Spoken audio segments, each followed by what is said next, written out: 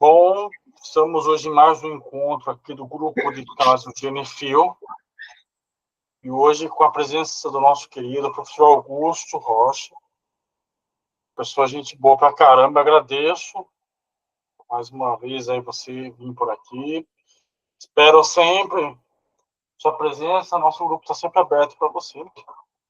E é isso, obrigado pessoal também, que hoje está presente, hoje lotou nosso encontro, muito legal. E agora passa a palavra para o professor. E aí, pessoal, boa noite. Agradeço pela presença de cada um de vocês. Obrigado, Rafael, mais uma vez pelo convite.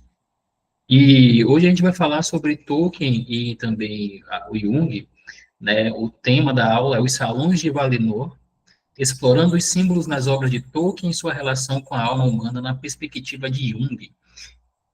O título dessa aula é muito grande porque foi o título da minha tese de mestrado. Na verdade, o meu projeto de mestrado, né? Que eu faço mestrado em literatura. E aí foi o meu primeiro tema, na verdade, o segundo.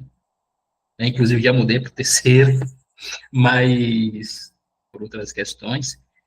Mas Tolkien é um autor que eu gosto bastante, né? Então, a gente vai falar sobre ele e sobre Jung. Jung é um cara que eu tenho estudado bastante também, né? Pode passar, Rafael.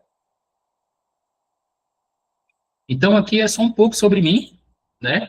Sou formado em História, bacharel em Filosofia, sou estudante de Teologia e também sou psicoterapeuta.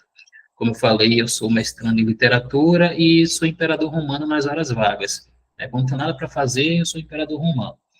Mas, como eu sou muito ocupado, então Roma merece um descanso de mim um pouco mais. Então, pode passar, Rafael. Ave Marlos. Então, hoje nós vamos mergulhar nessa fascinante, né, nesse tema fascinante que é como o mundo imaginativo de Jung e de Tolkien, eles refletem na psique humana, né, e nos ajudam a compreender como nossas próprias jornadas pessoais. Então, a partir da leitura de autores como Becca Tarnas, né, a gente vai ver como ambos, o psicólogo e o escritor, né, Jung e Tolkien, exploram os reinos interiores da nossa mente e também do mito. Então, o mundo de Tolkien, como diz aí no slide, não é apenas uma fantasia, mas é um espelho da alma humana, e que a psicologia de Jung não é apenas a teoria, mas uma mitologia viva capaz de nos transformar. Então, pode passar, Rafael. Essa imagem, essa moça aqui, é a Becca Tarnas. A Becca Tarnas, ela é uma estudante de Tolkien e de Jung, né, que, inclusive, ela tem um podcast chamado Os Reinos Imaginativos, na verdade, os Dois Livros Vermelhos, se eu não me engano, que ela fala sobre esse paralelo, né, de Tolkien e também do Jung. Ela é uma das autoras, né, da minha fonte de pesquisa, porque eu vejo que, de fato, tem pouca pesquisa em relação a esses mundos imaginativos.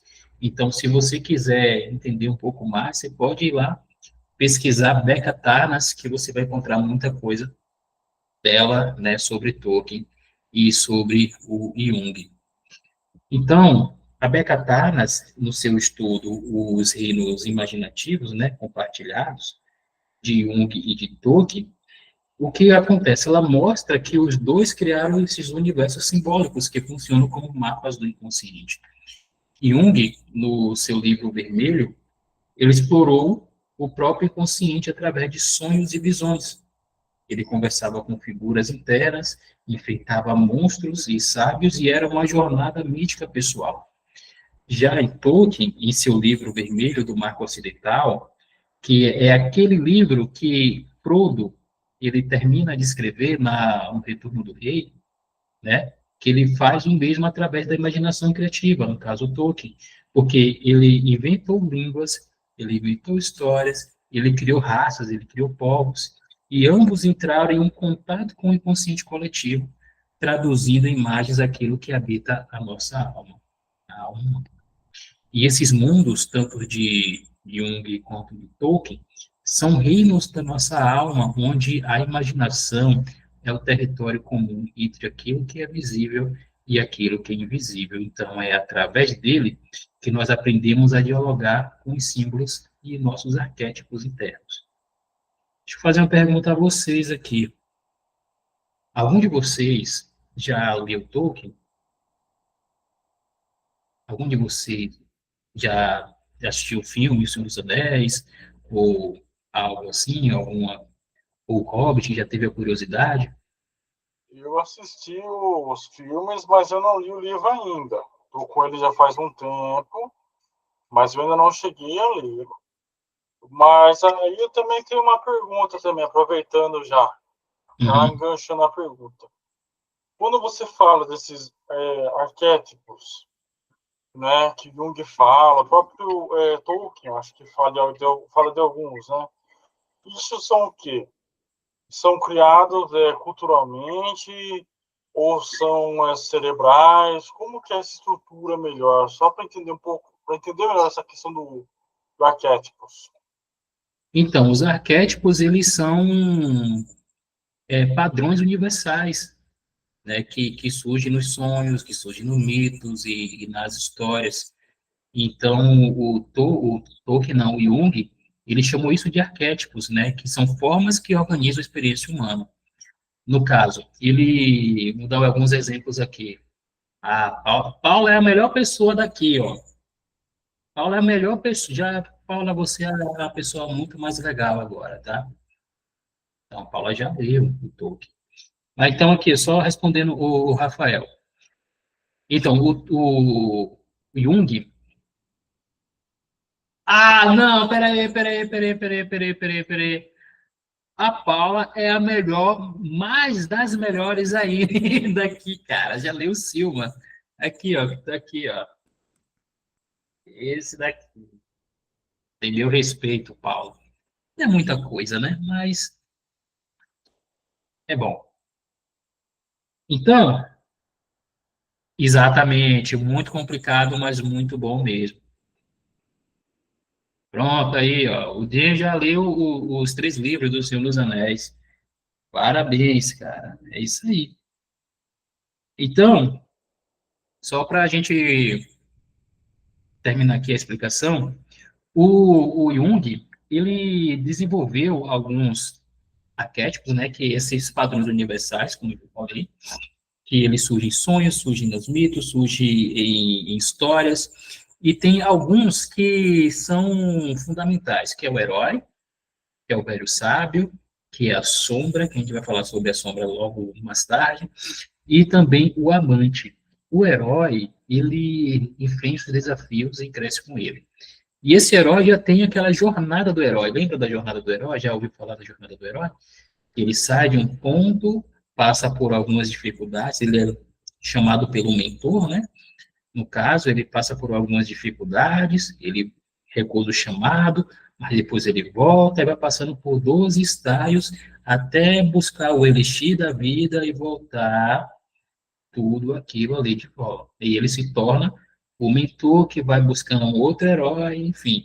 E essa jornada do herói, ela é praticamente, eu vou colocar aqui de forma um tanto pejorativa, uma receita que muitas histórias, muitos autores, eles inserem na sua escrita, né?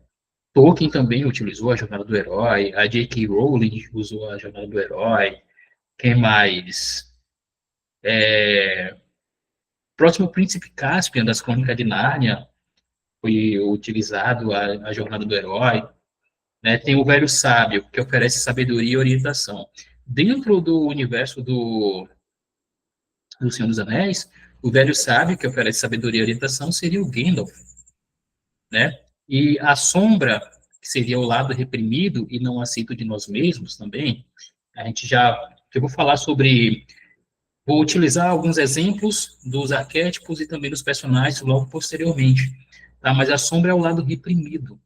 E o amante, ele representa o vínculo emocional e a vitalidade da vida. Se você leu O Senhor dos Anéis, você vai ver Tom Bombadil. Tom Bombadil, ele aparece nos Anéis de Poder, na série, né? E tudo mais. Ele seria o amante, né? Que ele representa um vínculo emocional e a vitalidade da vida. Em Tolkien, né, esses arquétipos ganham forma. O Frodo, ele poderia ser o herói, né?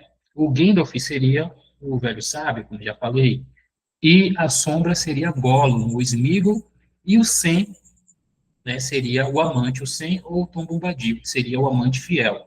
Então, essas figuras, elas não são apenas personagens literários, mas imagens psíquicas vivas que habitam em cada um de nós. Então, quando a gente lê Tolkien, nós estamos, na verdade, lendo parte de nós mesmos.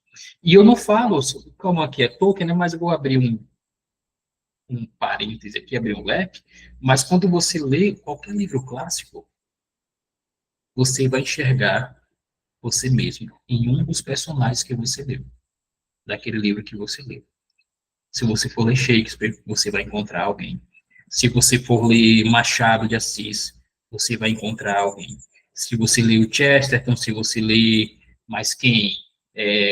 Aquele livro Madame Bovary, ler algum da Jane Eyre, você vai encontrar alguém que é parecido contigo.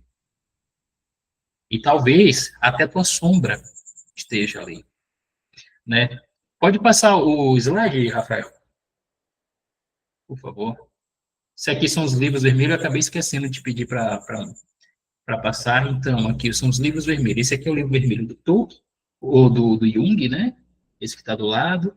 E o da direita é o livro vermelho do Marco Ocidental, que foi escrito primeiramente por Bilbo, né, que ele deu início, onde escreveu o Hobbit, e posteriormente finalizado por Frodo, né, que é ali, como eu falei, no Senhor dos Anéis, no terceiro filme, que é O Retorno do Rei. Pode passar, Rafael. Então, como eu já tinha falado, né, os arquétipos são estruturas universais da psique. Jung identificou padrões universais que surgem nos sonhos, mitos e histórias, e ele chamou de arquétipos, que são formas que organizam a experiência humana. Pode passar também? Acho que já vai para o outro aqui, que eu acabei de falar. Então, quando você lê ou assistir o filme do Senhor dos Anéis, você vai enxergar que existem pessoas ali que parecem com, ou teve uma atitude parecida com a tua. Quando nós, principalmente os meninos, eram mais novos e assistia filmes de ação ou desenho de ação, a gente queria ser, eu sou vou usar aqui o Cavaleiro do Zodíaco, né? Eu sou o Seiya, eu sou o Shiryu, eu sou o Yoga. Ninguém queria ser o Shun, não sei por quê. Mas, quando você assiste o Power Ranger, você quer ser o Power Ranger vermelho, ninguém queria ser o amarelo ou rosa, né? Mas o preto, o azul, também quase ninguém queria ser o azul. Enfim, todo mundo queria ser um herói, porque via ou se espelhava naquele personagem. Aqui em O Senhor dos Anéis é a mesma coisa, né? Quando você vê a coragem do Frodo, a simplicidade dos hobbits, quando você vê a sabedoria do Gandalf, todos nós conhecemos um velho, um idoso, que a gente pede conselho, seja teu pai, seja teu avô, seja tua avó, seja alguém que você entenda que, essa pessoa, eu vi aqui, perguntar a essa pessoa que tem mais experiência de vida, ela vai me dar uma orientação sábia. Aí você está triste da vida, você vai ver uma pessoa que tem um emocional muito maior do que o seu, tem uma vitalidade, você vai chegar lá, amigo, amiga, pessoa, você pode me dar esse conselho? E você também conhece alguém que, como o ditado diz, não é flor que se cheire, né? Que é a sombra, que é uma pessoa ranzinza, que é a pessoa que sempre está de mal com a vida. E aí, quando a gente observa um desses arquétipos aqui, a gente liga para uma pessoa, a gente liga a uma pessoa. O herói também, pô, normalmente os homens, né? Na verdade, o homem e a menina, né? O homem e a mulher, ele, pô, vê o seu pai como um herói, o herói da sua vida. Então, poxa, meu pai, meu herói. Olha só. Então, a gente consegue ligar esses personagens a uma pessoa que a gente conhece ou até a nós mesmos. Então, como aqui embaixo tem, eu já tinha dito, diz assim, essas figuras não são apenas personagens literários, mas imagens psíquicas vivas que habitam em todos nós. Ao lermos Tolkien, estamos, na verdade, lendo parte de nós mesmos. E quando você assiste o filme, né, que o filme tem a questão das imagens, né, te dá, você pode, a tua imaginação, ela começa a se desenvolver cada vez mais, né, não é somente pegar o livro, chega aqui, ver o livro, porque aqui te força a imaginar, né, como foi que aconteceu as coisas. Mas no filme, o filme já te dá a imagem pronta. Então, o filme ele te dá uma orientação melhor para que você possa enxergar esses personagens. Mas claro que você não vai chegar ali e assistir o filme e vai falar, poxa, cara, isso aqui é o arquétipo do herói, isso aqui é o arquétipo do não sei o quê, porque nem todo mundo manja do arquétipo. Nem todo mundo está ali para assistir o Senhor dos Anéis baseado em Jung, né? Mas fora isso, a questão dos arquétipos, mas como a gente consegue conhecer a condição humana, a gente consegue enxergar a condição humana nesses personagens. Assim, abrangendo novamente a qualquer livro de literatura clássica. Melhor dizendo, a qualquer livro clássico da literatura. A gente pode pegar um personagem, seja qual for, e enxergar nele alguém que nós conhecemos ou até nós mesmos. Pode passar, para. Então, aqui a gente vai entrar em algo que é muito interessante. Essa imagem aí, que está Sam, Frodo e o Gollum, né, o Sméagol. Então, para Jung, o grande objetivo da vida psíquica é a individuação. E o que é individuação? Individuação é o processo de nos tornarmos inteiros, integrando o consciente e o inconsciente. E isso implica enfrentar a sombra, reconhecer nossas contradições, equilibrar luz e trevas, razão e emoção. Na Terra-média, vemos isso claramente na jornada do Frodo. O anel, né, que é o Senhor dos Anéis, é o símbolo do poder e também da corrupção. Ou seja, o inconsciente sombrio. Então, carregá-lo é carregar o peso da própria psique. Então, Frodo, ele precisava enfrentar em si mesmo o mesmo mal que combate fora. Não é à toa que ele sente a vontade de usar o anel, e às vezes ele usa o anel, né? Então, essa é a essência da individuação, que é transformar o sofrimento em consciência. Por isso que o Senhor dos Anéis não é apenas uma saga épica, é uma metáfora da nossa alma. E aí, se você observar, dentro da perspectiva da jornada do Tolkien ali, do Frodo e do Gollum, e a gente observa um terceiro elemento, que seria o amante, que seria o Sam. Temos três arquétipos aqui. O herói, que é o Frodo, a sombra, que é o Gollum, e também o amante. Oi, Senhor Augusto, essa questão do anel também me lembrou. Não lembro se tem no filme, mas ele também não fica invisível o momento. eu não Quando entendi ele, tua pergunta. Não entendi tua pergunta. quando ele usa o anel, quando o Frodo usa o anel, ele não fica invisível o momento. Fica invisível. Tanto ele quanto o Bilbo, né? Ele acabam desaparecendo. Num lugar, cara, também que mostra essa questão do anel, que desaparece, é em Platão, se eu não me engano, na República, Isso, que ele fala isso. sobre o anel de Giges, Era isso que para aí que a eu ia. fonética. Isso, era para aí que eu ia mesmo. Era exatamente isso, porque lá tem uma relação moral também, né? Exatamente. Dele desaparecer, e aí ele faz um monte de coisa lá no Anel de Gintes, e era isso que eu queria saber. Existe essa relação também dentro do texto? Existe essa influência? Cara, assim,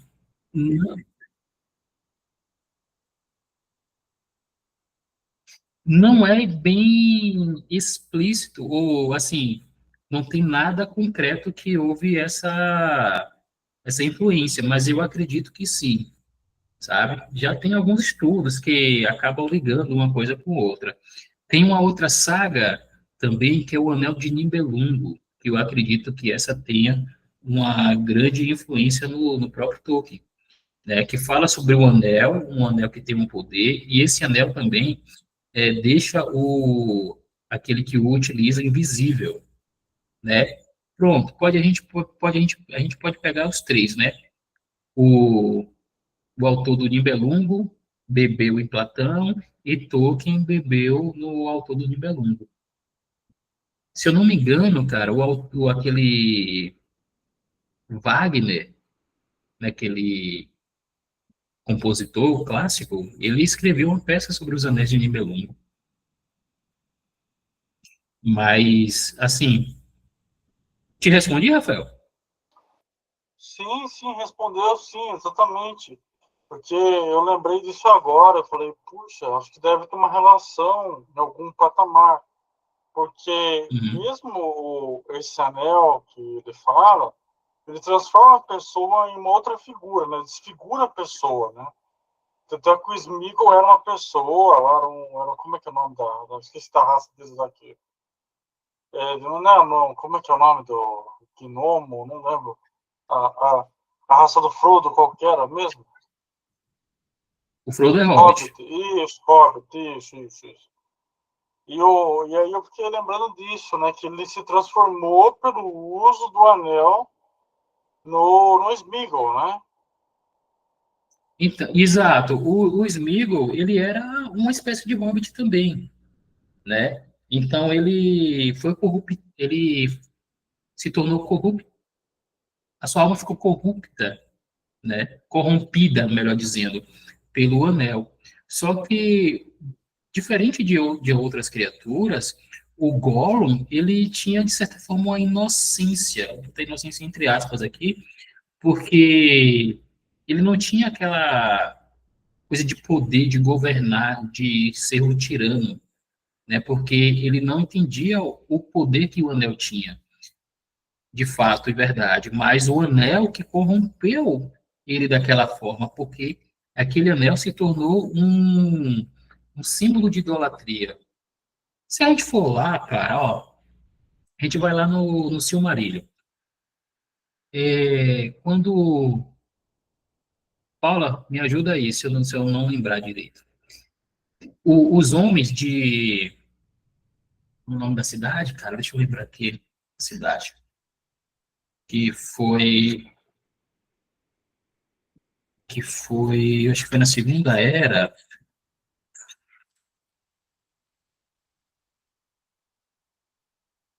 não é Valinor não, caramba, pô, esqueci o nome, deixa eu ver a queda, acho que tá aqui nos contos do Macabaros, espera aí. Isso, meu Deus do céu, como eu esqueci o nome,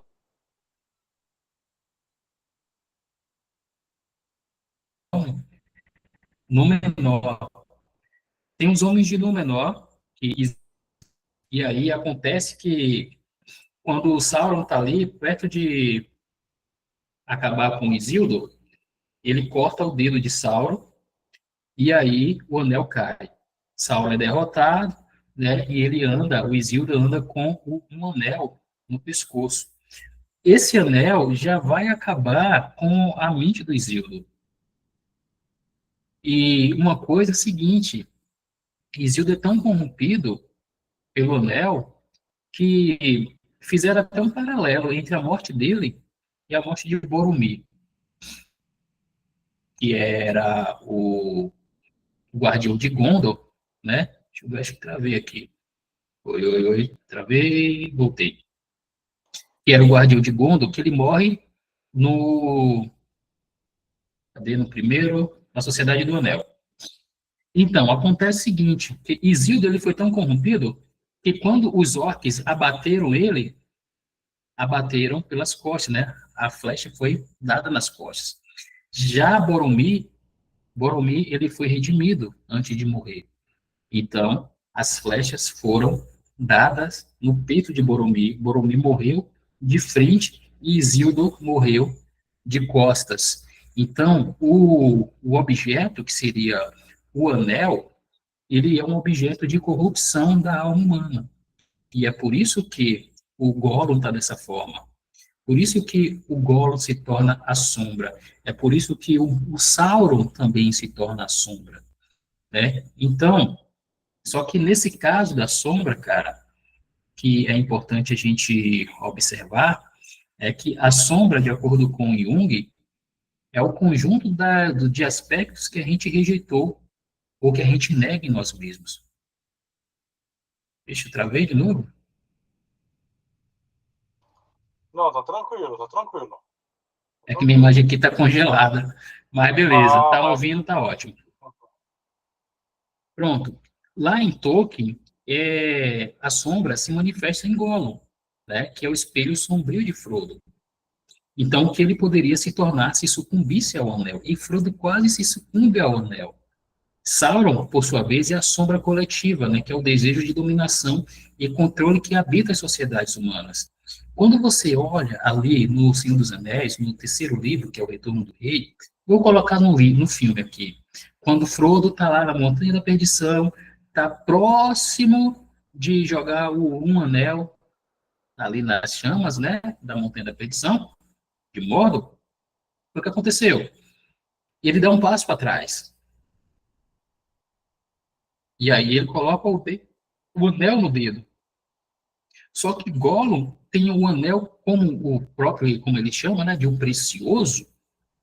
Ele vai lá e abraça agarra, não abraça, né, mas agarra o Frodo para arrancar o anel dele, que até acaba arrancando, né, comendo o dedo anelado do Frodo, e aí Gollum cai, juntamente com um anel e tudo é destruído.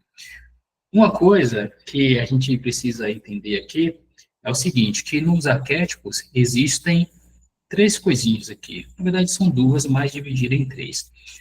Se a gente desenhar um triângulo, imagine um triângulo aqui. Tem a ponta, é o ápice do arquétipo, né? É o arquétipo pleno. Nas duas bases, na base esquerda e na base direita, exatamente uma tríade. Na base esquerda e na base direita são as sombras. Na base esquerda é a sombra passiva, na base direita é a sombra ativa. Se eu colocar aqui, a gente vai falar sobre esse arquétipo depois, mas o arquétipo do rei. O rei, ele tem o rei pleno, ele é organizado e é um líder. Na base esquerda, que é a passiva, ele é um cara covarde. Na base direita, que é a ativa, ele é um cara tirano. Ou seja, quando você está na base do arquétipo, você está na sombra desse arquétipo. Quando você está no ápice, você está na parte plena do arquétipo. Ou seja, quando Frodo ele estava em direção à Montanha da Perdição, estava ali naquela ponte, né, o que foi que aconteceu? Ele ainda estava plenamente no seu arquétipo de herói. Mas quando ele se deixou levar pela corrupção do um anel, que, lembre-se, o anel, ele só acaba expressando cada vez mais, aumentando cada vez mais aquilo que o coração deseja. Tá? Existe uma maldade nele, existe, mas também o coração do homem é corrupto e vai até os mais profundos desejos. Não é à toa que Tom Bombadil, o Tom Bombadil ele não consegue ser pego pelo poder do anel? De jeito nenhum. Se eu não me engano, ele é o único que não consegue ser corrompido pelo anel, pelo poder do anel, né? Então, quando o Frodo está ali próximo a jogar o anel, vem quem? Vem o rapaz, o Gollum, o Sméagol, que é a sombra, né? E abraça o Frodo, que já é a contraparte do Frodo, tá? Que é a sombra do Frodo. E aí acaba fazendo o que fez, né? Come o dedo, cai lá e morre. Morre nas chamas, nas lavas do vulcão. Então, a sombra é um ato, na verdade, reconhecer a nossa sombra é um ato de coragem. Reconhecer quando nós estamos errando. Hoje estava conversando com o Eudes, está aqui, a gente estava conversando hoje à tarde, que a gente estava até falando sobre isso, sobre a sombra. Quando você começa a entender esse lance dos arquétipos de Jung, cara, você acaba desenvolvendo o seguinte, você, poxa, eu estou nesse arquétipo aqui, digamos que você acabe adotando um arquétipo para si. Pô, sou o arquétipo do herói, tá? Então vou viver como o herói vive. Todas as características do arquétipo do herói. Mas dentro das características do arquétipo do herói existe a sombra também, a gente não pode esquecer disso. Então, se você entende, você está vivendo aquilo ali, né, dentro daquele arquétipo, aí você, quando você tem um comportamento diferente, você já imagina, poxa, eu estou na sombra desse arquétipo aqui, então eu preciso melhorar. E uma coisa que a sombra, ela não é algo totalmente ruim, não. É a individuação é a soma, né, o reconhecimento da sombra e também da plenitude do arquétipo. Ou seja, você pode entender que chegará um momento sombra, mas a sombra, quando você cai, é necessário você enxergar que, pô, eu preciso tomar outras atitudes para que eu volte à plenitude desse arquétipo. Então, Jung dizia que ninguém se ilumina imaginando figuras de luz, mas tornando consciente a escuridão. Ou seja, eu sei que eu posso cair na sombra, então eu posso iluminar isso aqui quando eu estiver caindo na sombra. Eu posso ter essa consciência quando eu estiver na sombra desse arquétipo. Tolkien, ele mostra isso de uma forma poética. Ele diz que o herói que recusa o poder é o verdadeiro sábio. E o Frodo fez isso, porque o Frodo, ele era o menor, né, diante da sociedade do Anel. Tinha homens de Gondor, tinha elfos, tinha mais quem? Anões, e tinha os hobbits. Todos eles querendo, e tinha o Gandalf também, né, o mago. Todos eles querendo, eu quero o anel para isso. O Boromir queria para salvar, enfrentar os inimigos de Gondor, sei o que, não sei o que. Todo mundo queria o anel para um bem específico, sendo que o anel, ele corrompe todo mundo. Se você assistiu o Hobbit, meu Deus, que Galadriel vira Dark Galadriel, né? Que ela fala, eu quero que as pessoas me adorem e não sei o quê. Mostra aquela coisa toda. No Senhor dos Anéis, na Sociedade do Anel, o Gandalf também. É na Sociedade do Anel? Obrigado, Paula. Paula, a gente boa demais. Então, na Sociedade do Anel, o Gandalf também tem aquele momento soturno, sabe? Em relação ao anel. E aí, ele reconhece que não deveria pegar o anel. E aí, quem era o mais sábio? Que era o menor de todos, que é o Frodo. E aí, se você observar o herói, que é o Frodo, ele está acompanhado com quem? Com Sam. Sam é o amante. E o amante é quem, gente? Quem é o amante? O amante é aquele que representa o vínculo emocional e a vitalidade da vida. Não é à toa que quando Frodo está para desistir, Sam vai lá e ajuda Frodo. Ele carrega Frodo às vezes, né? Os morangos, eu não entendi o morango, não. Ele... É porque na cena final, no final do Retorno do Rei, quando eles estão lá na Montanha da Perdição e tal, aí o Sam fala que o Frodo tá basicamente querendo desistir da vida, né? Ele falando que ele tá muito cansado, que ele não aguenta mais, que ele acha que ele não vai conseguir chegar em casa. E aí o Sam fala para ele lembrar do gosto dos morangos, para ele lembrar do cheiro do cabelo da Rosinha. Uma coisa assim. Verdade, isso aí. Caramba. Aí a Paula é gente boa demais, tá vendo? Dei um aumento à Paula aí, ó, vocês que empregam a Paula. Então, o Frodo, ele era o menor. Sam faz isso, sabe? Sam, ele acaba ajustando a vida do Frodo. E nós podemos também estar dentro desse arquétipo, cara. Nós podemos estar também. Né? Eu tenho uma mentoria que se chama Ninguém Se Faz Sozinho. Não estou fazendo jabá, não, tá? Só estou falando aqui. Eu trabalho os 5 arquétipos. Eu trabalho o que a gente vai falar daqui a pouco. Eu trabalho o rei,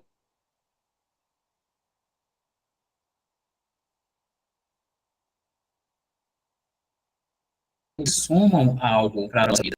Né? E cada um deles aqui também trabalha em cada quadrante da nossa vida. Seria a nossa vida espiritual, a nossa vida emocional, a profissional, vocacional e também o nosso corpo físico. Né? Então,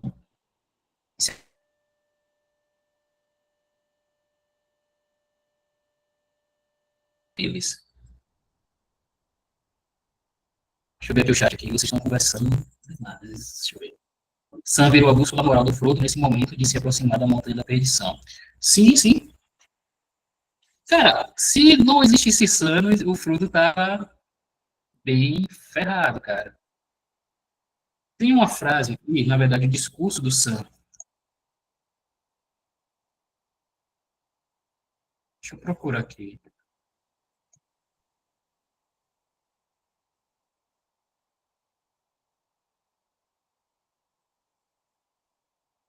Deixei que é nas duas torres.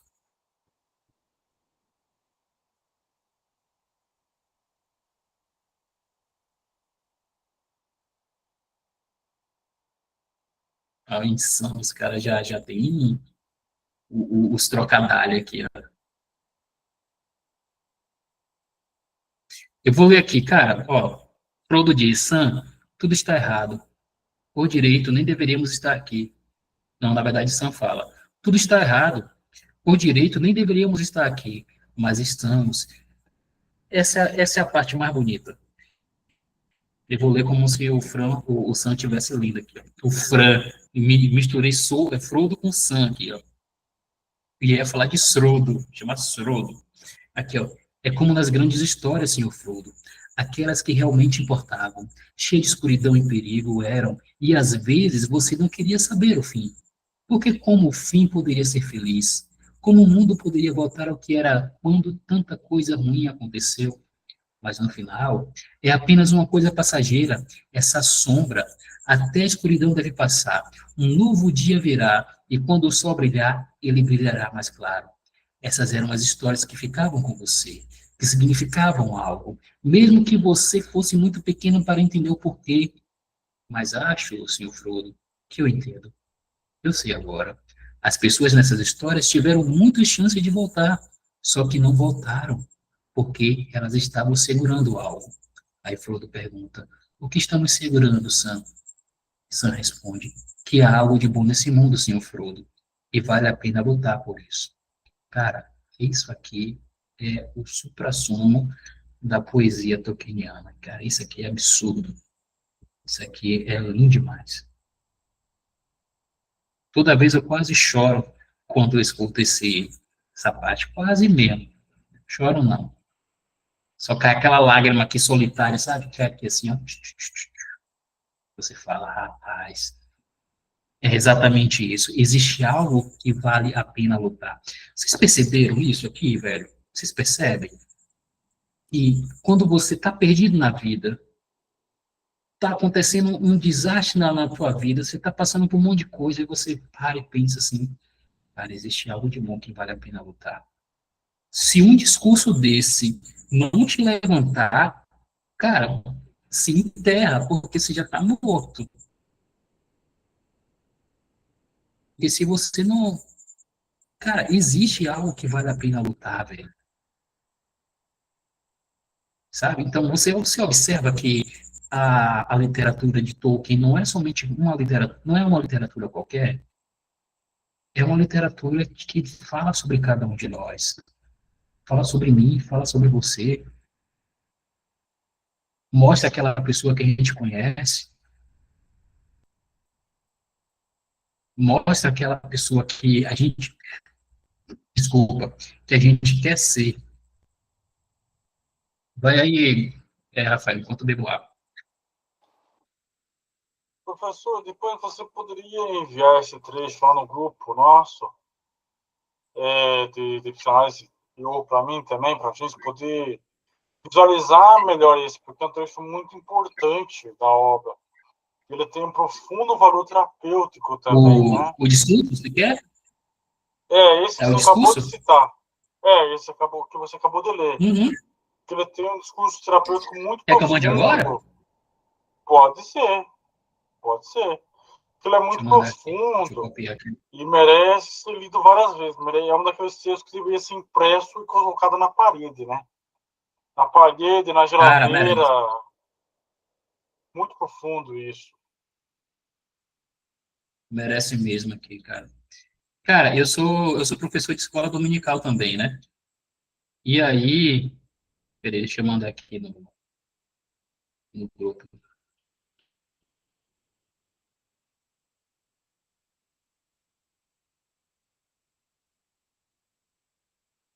Ixi, cadê o grupo de psicanálise? Peraí.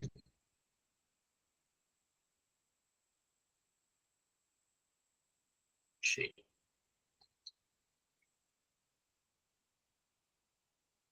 Ai, tô copiando o negócio errado aqui.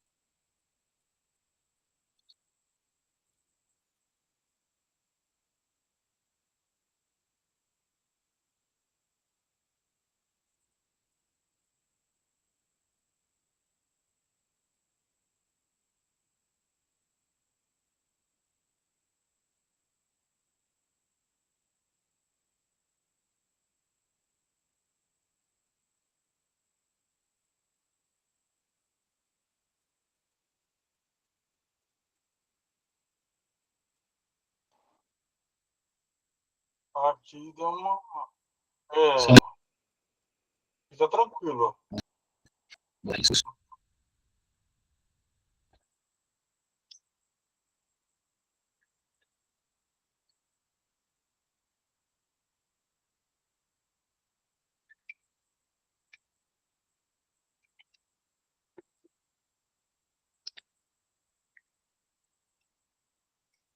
Pronto.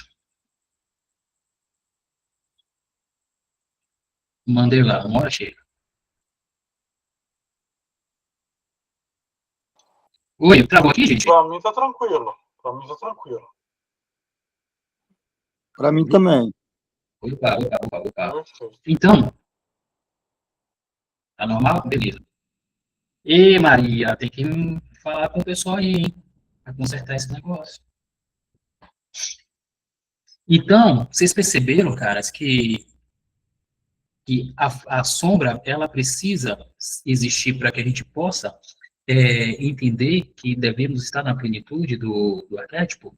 Eu ia falar outra coisa antes que acabei esquecendo. Eu sou professor de escola bíblica dominical, né? E aí eu estava falando sobre, acho que foi em Timóteo, Timóteo não, Tessalonicenses. E eu citei esse trecho do discurso do Sam, né, sobre as histórias, sobre o que vale a pena viver, que existe algo que vale a pena viver, né? Eu coloquei dentro do contexto bíblico, né? E deu certo. Só quem percebeu, quem assistiu O Senhor dos Anéis, quem conhece. Quem não conhece, Passou batido. Mas, então, é algo que de fato, velho, ele acaba tocando nos nossos corações, sabe? Eu acho que por isso que existe essa grande leva, né, de amigos, só porque eu li amigos aqui, mas de fãs de Tolkien, né, porque é algo muito maior do que nós, cara, é algo que mostra cada um de nós. Deixa eu ler o que a Paula falou. O Tolkien tinha uma amizade com C.S. Lewis também, e os dois tinham uma relação forte com a espiritualidade, e veio que as deles são parecidas. Exatamente, o Lewis, cara, se não fosse o Lewis, ou Lewis, não existiria o Senhor dos Anéis. Não existiria, porque o C.S. Lewis que incentivou o Tolkien a publicar, porque o Hobbit foi um sucesso, né? E os editores queriam um novo Hobbit. E o Senhor dos Anéis, se você comparar, eu não tenho Hobbit aqui, mas aqui, o Hobbit seria basicamente essa espessura aqui, né, na edição atual. E o Senhor dos Anéis é o cara. O Senhor dos Anéis é. Deixa eu ver. Cara, eu tenho um volume único aqui, ó. Vou fazer inveja a vocês aqui. Volume único da. Editora, essa aqui. Que era a antiga, que era.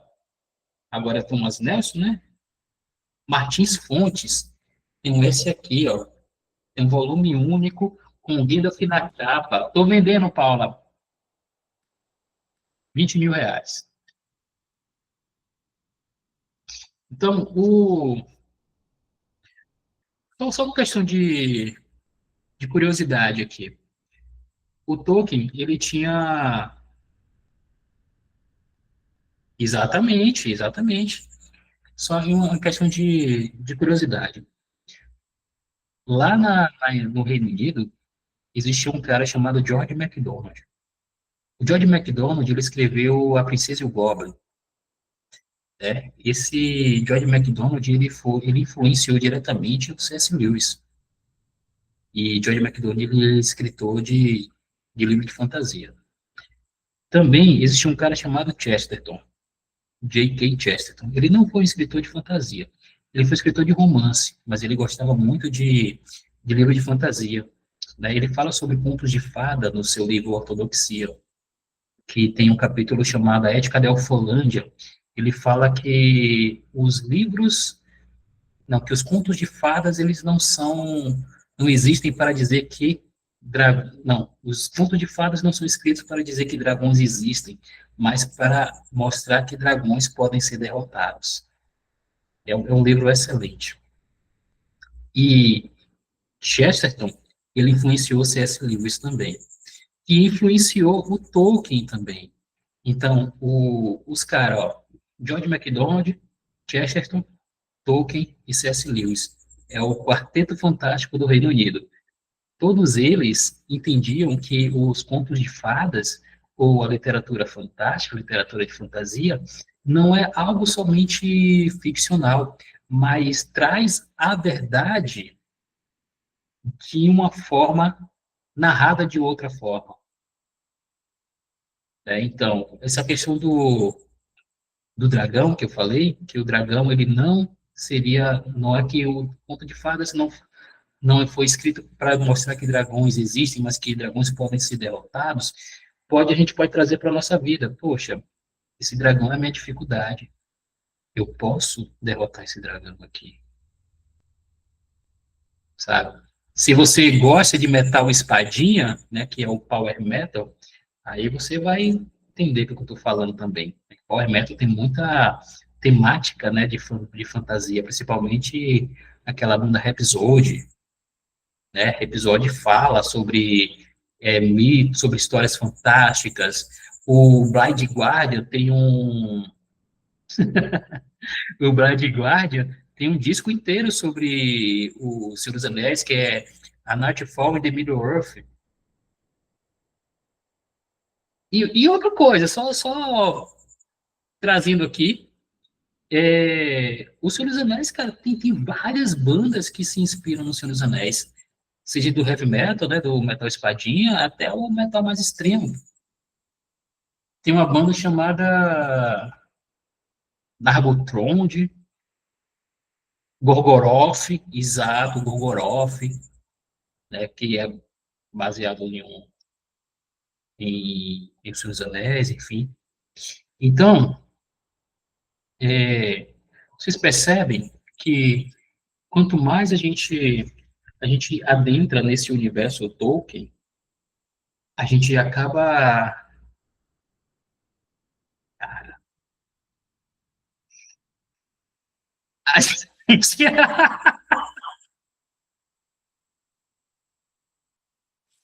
meu Deus, eu me segurei para não rir aqui do Rafael, velho. Nossa, não, velho. Pior que é, que o Massacration também tem música assim. Caramba, velho. Enfim, mas, voltando aqui,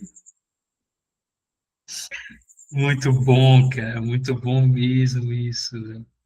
Então, a gente percebe que tudo isso que a gente lê é, é muito bonito, cara. A gente consegue se encontrar, a gente consegue se enxergar, a gente consegue ser aquele, aquele amigo que ajuda o outro. A gente consegue ser o ser. A gente consegue ver, sabe, ter aquela amizade de pessoas diferentes, como Legolas e Gimli, sabe? A gente pode ser essas duas pessoas também. Todo mundo tem um amigo estranho, cara. Todo mundo tem um amigo que são de universos diferentes, assim como um elfo e como um anão, entendeu? E se dão bem. Todo mundo tem. E aí, mas também todo mundo tem, sabe o quê? Um pouco de orc, se não muito orc, sabe? Às vezes a gente quer ser o elfo, a gente quer ser o anão, a gente quer ser sabe, o mago, o homem de Númenor, a gente quer ser o rei, mas muitas vezes nós somos o orc. Somos os servos de Saruman, ou os servos de Sauron, e mesmo sem perceber, nos tornamos um Uruk-hai. E aí, meus amigos, é quando a sombra toma conta de vez de nós. A gente esquece a outra parte. A gente esquece que existe algo bom para que vale a pena lutar. E aí a gente deixa a corrupção do anel invadir o nosso peito, invadir o nosso coração, e a gente segue assim, ó. Sem perceber, nos tornamos ranzinza, sem perceber, nós falamos mal do outro, sem perceber, a gente começa a fofocar, sem perceber, a gente quer bater em outras pessoas. Nos tornamos violentos. Se você chega lá no Twitter, tem um monte de orc lá falando um monte de coisa.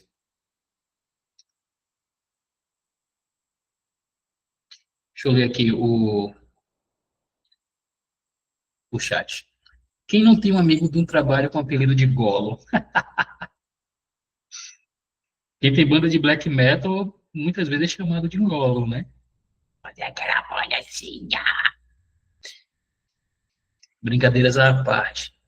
Esses símbolos na literatura é a representatividade de nossos temperamentos e das relações que formamos ao longo da vida, sim. E a literatura, ela traz a condição humana à tona, cara. Eu acho que não existe outra arte que possa nos mostrar de forma tão expressiva assim. Nem mesmo a música, acredito eu. Mas bora seguir aqui. Pode seguir aí, o Rafael, o slide.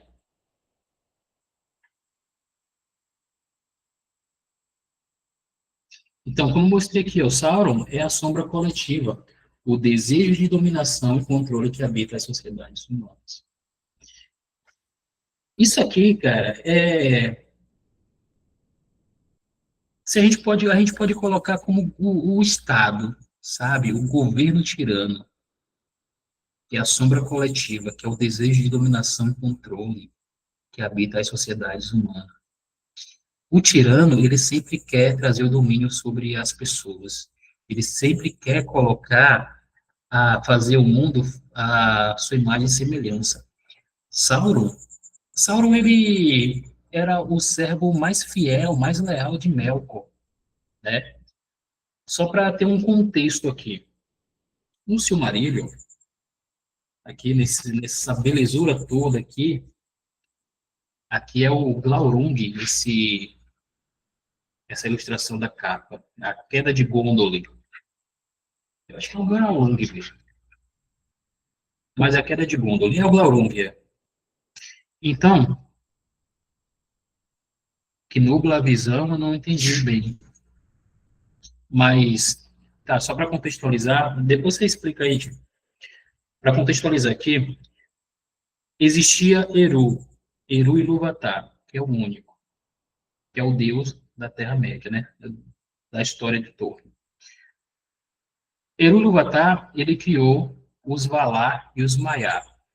Os Valar são seres celestiais, com poderes menores do que o de Eru Ilúvatar, só que eles comandam a Terra-média. Os Maiar são seres menores, de poderes menores do que os Valar. Eles servem tanto aos Valar quanto a Eru Ilúvatar. Beleza? O Gandalf é um Valar, é um Maiar, tem o mesmo poder de Sauron. E o Balrog também, do Senhor dos Anéis, é um Maiar, que também tem o mesmo poder que Gandalf. E Sauron, ele servia a Melkor. Melkor era um dos Valar que caiu, né? Caiu do lugar deles lá, acho que era Valinor, se não me engano, e foi para a Terra-média, tá? O Melkor era a maldade em pessoa. E aí Sauron, ele se tornou o líder, ou melhor dizendo, o cara mais fiel a Melkor. Melkor foi preso, deve estar preso até hoje lá, acorrentado, e Sauron se tornou a expressão da malignidade. E aí, o que acontece? Vocês conhecem algum país que seja tirano? Conhece algum país que deseja a dominação e o controle que habita nas sociedades humanas? Aquele país que é totalmente que não é democrático. Estados Unidos, mas quem? Uzbequistão. Uzbequistão é o dos motoristas da USB. China. A Paula mandou logo nos Estados Unidos, do Trump ao Sauron.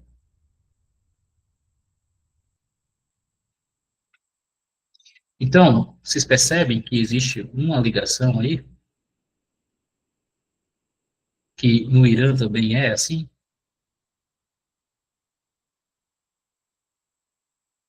Não conheço esse Uzbequistão não, cara. Mas é bom saber. Pode passar aí, meu filho. Vai, Rafael. Se puder aumentar um pouco para que a galera possa ver, dá um pouco de zoom. Aí, show de bola. Então, esses arquétipos aqui, são os 4 arquétipos que eu separei, que é o rei, o guerreiro, o mago e o amante. Esses 4 arquétipos são apresentados no livro O Rei, Guerreiro, o Mago e o Amante, do Robert Moore e Douglas Gillett. E eles expandem a visão junguiana nesses 4 arquétipos masculinos, né, que eu já falei. eles também estão presentes na obra de Tolkien e representam forças fundamentais da psique. Bora lá? Aqui do lado é a plenitude e do outro lado é a sombra. Beleza? Então, o rei é Aragorn. Aragorn é a liderança e a justiça. A liderança justa e compassiva. Quem assombra? Sauron e Melkor, que deseja a tirania e o controle. O guerreiro, que é Gimli, né? Coragem e disciplina. Boromir tem a sua rendição, a gente sabe que tem, mas ele tinha ambição e impulsividade também. Até então, naquele momento, dentro do filme, Boromir ele representava isso, ele estava na sombra do guerreiro, apesar de querer defender Gondor, né, contra todos os seus inimigos. O mago entra quem? Gandalf e Galadriel. Né? Galadriel não era maga, era uma elfa, mas está aqui por conta da sabedoria e transformação. E aí, quem assombra? Saruman e Melkor, né? Porque eles são manipuladores e orgulhosos. Aí o amante vem Sam e Legolas, porque mostra sensibilidade e lealdade. E a sombra do amante, Gollum e Frodo tentado. Frodo tentado é naquele último momento ali, que é o apego e a obsessão ao anel. Beleza? Então, Aragorn, pode passar, Rafael. Aragorn, ele é o exemplo da integração. Ele se torna rei porque domina o guerreiro, o mago e o amante dentro de si. Frodo quase se perde, mas Sam, que é o amante maduro, sustenta. Então, esses arquétipos são espelhos das nossas próprias forças internas. A maturidade psicológica vem quando conseguimos equilibrar todos eles. Pode passar, Rafael. Então, como a gente falou antes, né, existe o anel de Giges, existe o anel do Nibelungo, também a gente entende que existe um anel, porque o anel é um dos maiores símbolos psicológicos da literatura moderna. Ele representa o ego e a sombra, o poder de dominar e a tentação de controlar a própria realidade. Para Jung, a verdadeira transformação acontece na coincidente opositório, ou seja, é a união dos opostos. Então, é isso que vemos quando Gandalf morre. Né? Gandalf morre, não morre entre aspas, mas morre mesmo. Né? E renasce, que Gandalf era o cinza, ele renasce como Gandalf o branco. Isso aí já é o símbolo da integração e da transfiguração. Frodo e Gollum juntos mostra a luta entre o seu consciente e o inconsciente. E no fim, a salvação não vem da força, mas vem da compaixão, o amor que reconhece o outro como parte de si mesmo. Então, esse aí é o segredo da individuação. Quando a sombra e o ápice, plenitude do arquétipo se encontram. Né? Pode passar, Rafael. Então, Jung desenvolveu a técnica da imaginação ativa, que seria um diálogo com o inconsciente através de imagens, sonhos e visões. Tolkien fez algo semelhante ao criar a Terra-média. Ele deixou que as imagens interiores ganhassem forma, linguagem e história. Ambos mostram que a imaginação não é fuga da realidade, mas um meio de cura. Quando você lê um livro de romance, ou, melhor dizendo, um livro de ficção, você não está fugindo da realidade. Sabe? Muita gente acha que literatura é algo bobo. Ah, vou ler Madame Bovary aqui, mas vê elementos da condição humana em Madame Bovary. Ah, vou ler O Morro dos Ventos Uivantes, como o professor Rogério Gurgel fala. É muito vento e muito uivo, né? Mas tem a condição humana. Eu vou pegar as Crônicas de Nárnia. condição humana. Vou pegar a Princesa e o Goblin, condição humana. Vou pegar a Hamlet, mano. Enfim, tá, entendeu? Espera aí.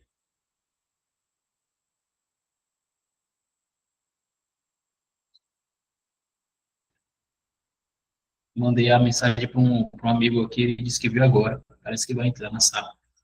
E aí, toda essa questão literária, todos esses autores clássicos da literatura mostra a condição humana. Não que ele chegue assim, vou falar aqui sobre a condição humana agora, vou falar sobre a falsidade, vou falar sobre isso só para mostrar a vocês isso, isso e isso, que Tolkien não fez isso.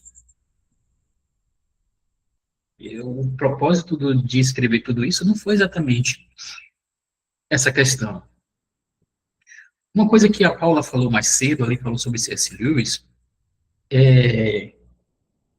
quando o C.S. Lewis leu A Princesa e o Goblin, do George MacDonald, ele disse que a imaginação dele foi batizada. Coisa maravilhosa que ele fala isso.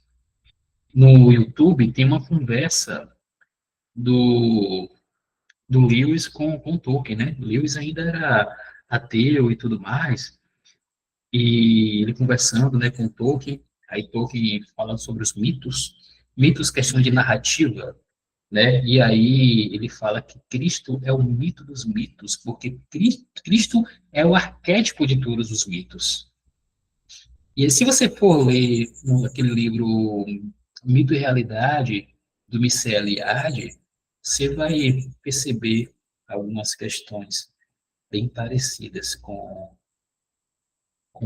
o mito dos mitos. Northrop Frye também, né, que é o Código dos Códigos, ele fala alguma coisa em relação à Bíblia também.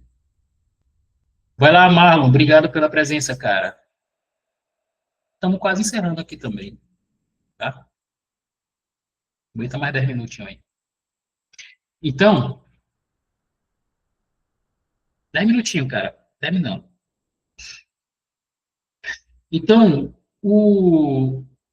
tanto Tolkien quanto Jung mostraram que a imaginação não é fuga da realidade, é mais um meio de cura. Jung dizia que a alma fala em imagens. Tolkien acreditava que o mito restaura o encantamento perdido do mundo. Eu concordo muito com Tolkien.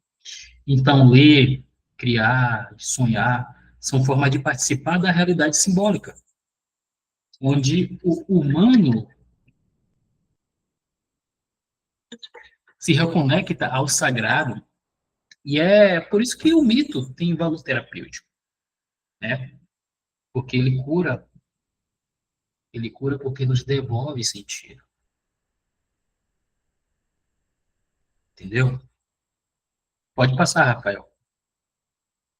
Jung e Tolkien, eles nos ensinam que o caminho da alma é uma aventura interior. Os reinos imaginativos que eles criaram, né, um psicólogo, outro um mito poético, nos convidam a entrar em um contato com o mistério do ser. Os arquétipos do rei, do guerreiro, do mago, do amante, que eu falei aqui, a sombra e o processo de individuação nos mostram que amadurecer é integrar tudo o que somos, inclusive o que nós tememos. Assim como Frodo, todos carregamos nosso anelo. Assim como Aragorn, todos precisamos reivindicar o nosso trono interior. E assim, meus amigos, finalizamos aqui a nossa aula. Você pode passar mais uma vez, Rafael. E aqui fica o meu Ankale, ou seja, meu muito obrigado a vocês que estão aqui na sala, acompanharam aqui esse assunto, que para mim é um assunto formidável, é algo que eu gosto bastante, tanto do Tolkien quanto do Jung, mais do Tolkien do que do Jung, mas são assuntos que para mim fazem bem à alma, sabe? Então, só vou fazer uma recomendação aqui. Se vocês querem uma biografia, aqui, ó, a biografia do Tolkien da Dark Side, O Senhor da Fantasia. Eu acho muito bom esse aqui. Se você não quer a primeira leitura do Tolkien, vai no Hobbit. Se você já leu o Hobbit, vai no Senhor dos Anéis, obviamente. Depois vai para o Silmarillion. Depois vai para o Contos Inacabados. Eu estou fazendo isso para mostrar meu livro, para vocês sentirem inveja mesmo. Os Contos Inacabados. Depois vocês vão para Os Filhos de Húrin, que está ali na estante. E aí, para conhecer mais um pouco de uma questão mais técnica, vocês leiam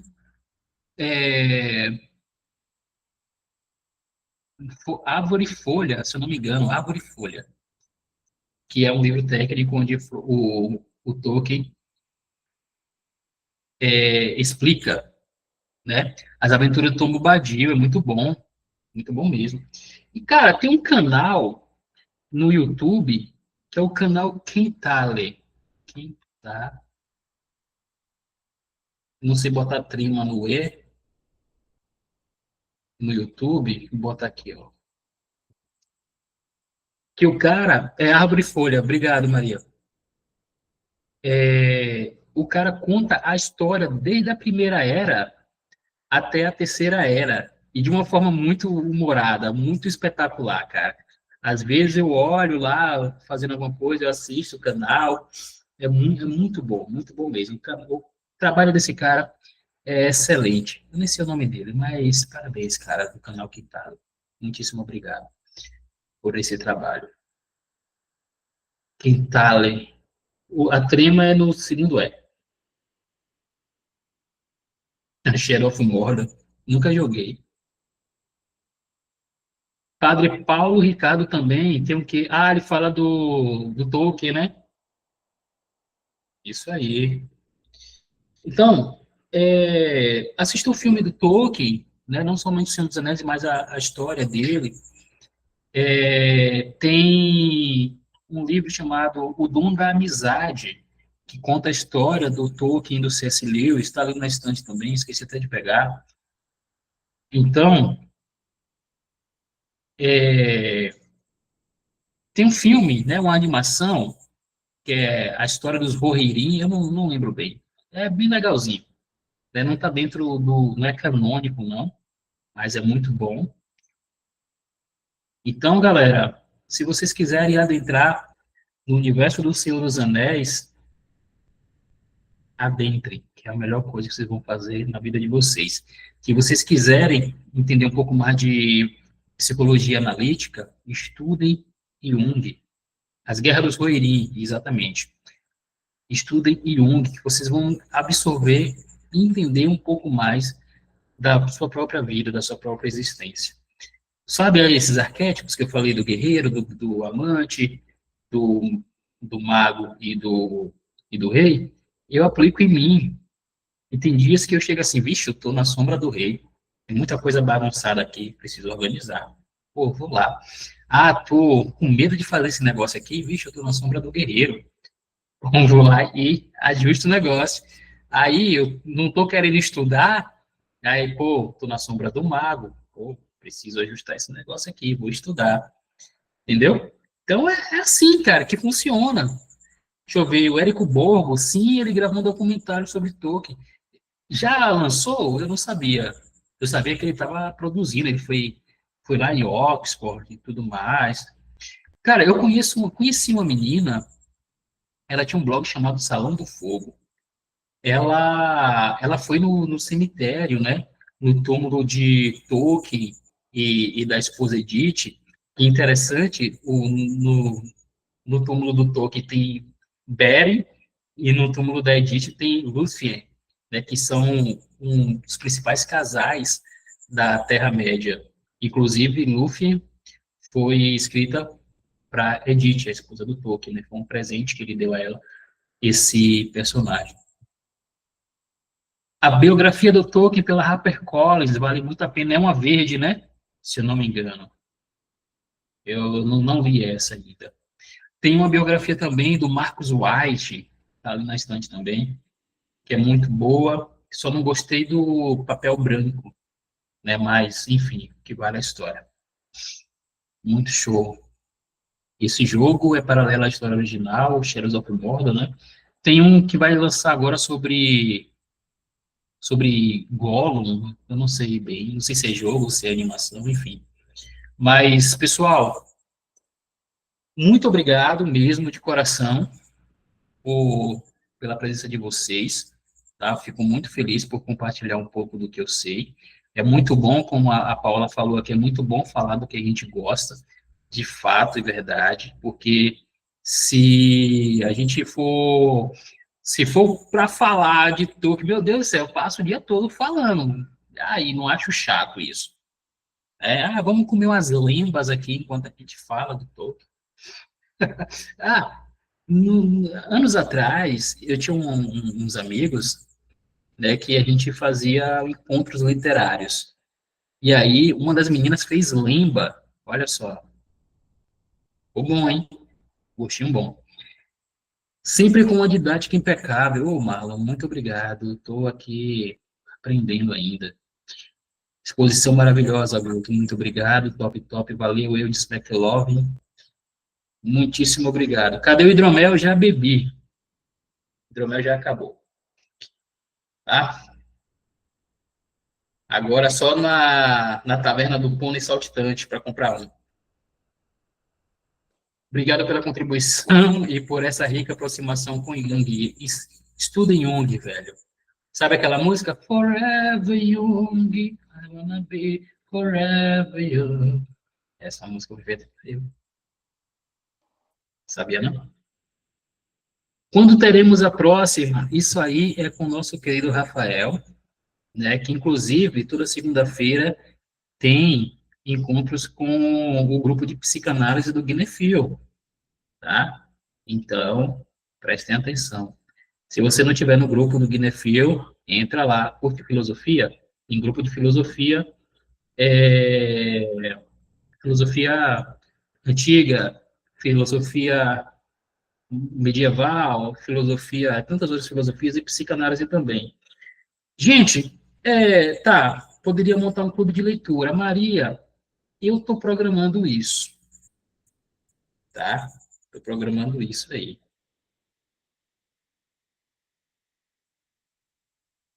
Forever. Chega mais, Maria, vem com nós.